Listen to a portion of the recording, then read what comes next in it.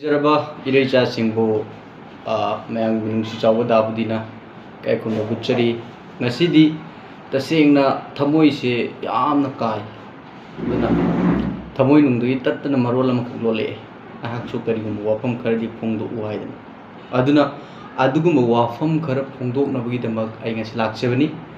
Ada Aina Soy Kivilanki or so Mayang Kashu Kangedaba Nasani and Nauni Marupni Apang Kandangapiu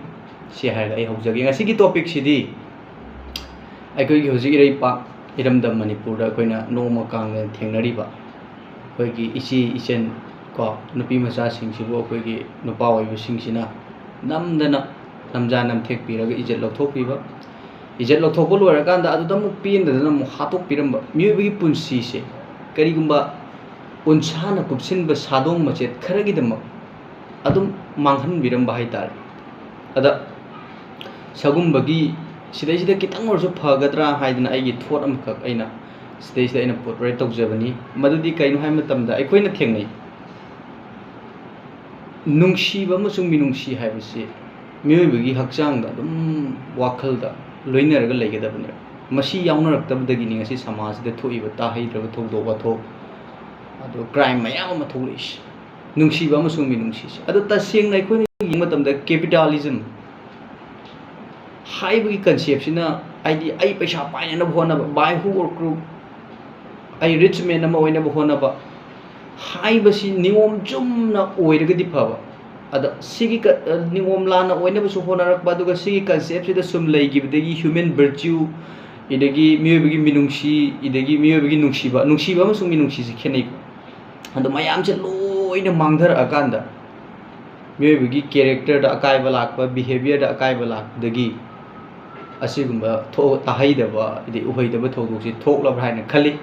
At the Sidai Kitang supplement when I am hygiening body. I could give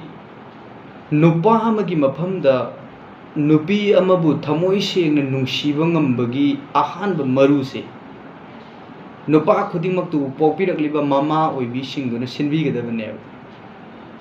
Mama Hibasi Mishakamagi Ahan Bozani, I never even Punsida. Adana Hek Poktorapaga. Nupi mana samasta mama oirabi nupi mana samasta thengnari ba awawa ko idagi nupi mana mama oirabi nupi mana family da kayam role lowi kai je macha oiba sing do khanghan gadabani pik ningai degi hong haidi mama nungsiba hana tabigadabani mepong khodi mama nungsiba thamoi sengba mama nungsiba mama bu respect tauba nupi oibagi awawa khangba Coding Maxi Yum Dugi Mama sing the Namakogi Macha Masu ever sing the Tambi Gadabane Nungshiba, Mama would Nungshiba, Adobo Mama would Minungshipo, but high quality singers. Quality and is Yakogi Macha ever sing the Mama Tambi Gadabane. Adoshi Tambiraga Horakpa, seen a rotate wherever Horakpa, Nipa Singduna, Samasda. Asi tahai de betul liba nupi bu namjanam tek piba masage ya biau duni jelo to piba adugi mathakta mo hato piba asugu mana ching basi kitang mo su name gadran khalle aduna mama magi role si yamna chawe ada sida aina haining badi ai imanabi ka hojik lai sabi diba aduga matam khari matung di jum pan bi dori ba ichi isen sing na su akoi gi pokpi ga dori be chai su sing da mainly mama bu nungsi ba tambi ba mama bu minungsi pokon ba hai ba sa tambi si nupi bu respect do ba Hibasi Tambiragadi, I could Makoina Chawlaga to Panupi and Kingaragasu, Pajab meeting the Gi and Bangangani Habasa, I Tamzage. Other Sideda Aina Court Abakato, we I could give Sigmund Freud cause Magis psychoanalytical theory the Quina. See Hamlet, go Hamlet, the Shakespeare Hamlet, the Pazalagi Ying Sep. Masagi Shakespeare uncle, King of the Denmark, Magi Mapagi Manau Paitare, Aduga Huziki, Magi Mama, Shakespeare, Mama, sorry, Hamlet ki Mama incestuous marriage to give. A madam that she incestuous marriage ni high, Adu Huziki Oide, Kaino Madam the Amaduna uncle ni my Kano say bloodline later, but the Matam Dugi in the incestuous marriage or at mine Yam Hardy and incestuous marriage duna my Mama the hatred of a poke Hamlet Kimafunda. Adugma poke hatred to Nasagi Magi Ophelia. Man Nuxi Nupi from the Sudum Pong to air. aduna sidagi aina hainingi si misag amana nupi amabu respect toba nupi amabu minungsi pokpa nupi amabu thamoi singa nungsiba phauna nabagi ahan ba sting or ihul se ngasagi mama dagi tamgadabane mama dagi aduna ngasi mama oibiriba amasung tungda mama oibira kadori bisi sel singna so adom adom isha isuda mama bu nungsiba phauhanba mama bu minungsi powanba aduga mama oirabi nupi mana samasa thengnariba awaba family da lawriba role khuding maksya inherit tawbigadabane ba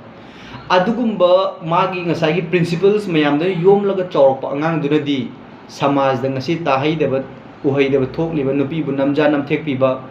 hatok piramba minungsi haidaba mijengni yengbiba asingma thogdo wathok kaya dagi khajiktam oirgasu nemthaba ngamgadra haina khanjai ado sigi message se phongdoknaba aina ngasi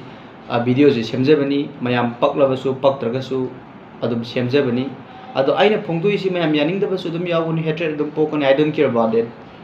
noina aingonda bad comment pirasu aina tawge khangiba thabakti budichandrana samama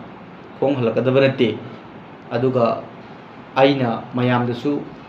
ikokna haijari masidi mayam ai criticize tawunate aigi mod phongdokpani misaka moina manipur macha moina manipur society bu apha maikede porokna bagi wakholon macha maka phongdokpani adu masi ngamjari besi jo aina literature gi student amu oijurubunani masi literature student amana tawgadaba matik chawa thaba amena khanjai maramdi aikoina nainarisi humanity ada ade topa professional leba mioi kya na mai mai kaifa dana niom chunu pangthopi adum tawna literature gi student amano issue society kitang welfare gi tamukta ai contribution macha amtang pijabani aduna minungsi amasung nungsi ba haiba sami pung khudi magi thamoi re sengadabani masigi hawrafam di mipung khudi magi mama dagi oigani aduna mama oibi singna makoi makoi gi macha sing nungsi amasung minungsi gi inot happy haiba se thamjage ma'am thank you matang sida mayam bidabudi kaina nabu yathang lojari ma'am thank you